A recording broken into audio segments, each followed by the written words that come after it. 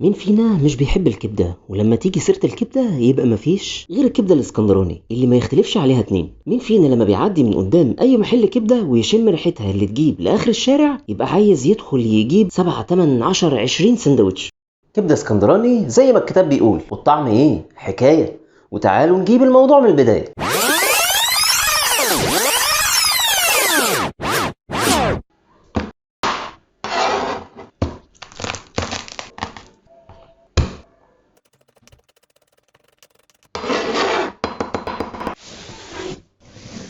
هننزل اول حاجة بالثوم المهروس، بعد كده هننزل شوية ملح، فلفل اسود، كمون، وشوية كزبرة ناشفة، وشوية بابريكا.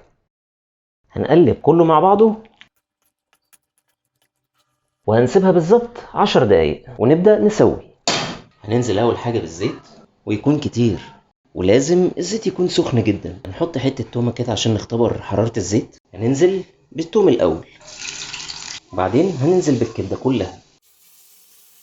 اهم حاجة في الكبدة انها تكون متقطعة صغير او حتت متساوية قد بعضها، وده عشان تستوي في نفس الوقت. هنفضل نقلب لحد ما الكبدة كلها تغير لونها، وبعد كده هننزل بالفلفل وادي لها تقليبة، وبعدين انزل بالخل وهدي النار شوية واقلبها اخر تقليبة. وبس كده نجهز بقى العيش الفينو الرفيع ده اللي بيزود حلاوة الكبدة.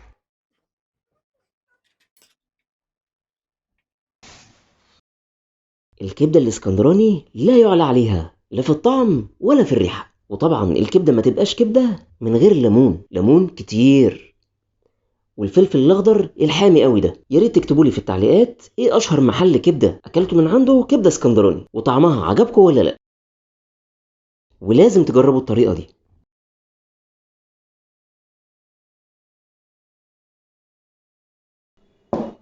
لازم طبعا الكبدة يكون معاها الحاجة الساقعة.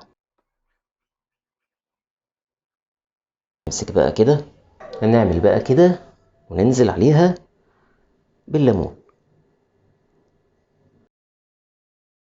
اهم حاجة الليمون. طب يلا بينا ندوق. بسم الله.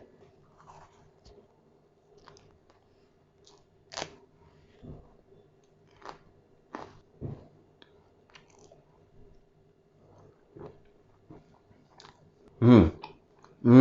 مم. كبدة طعمها رهيب بجد، والسندوتش جوسي قوي.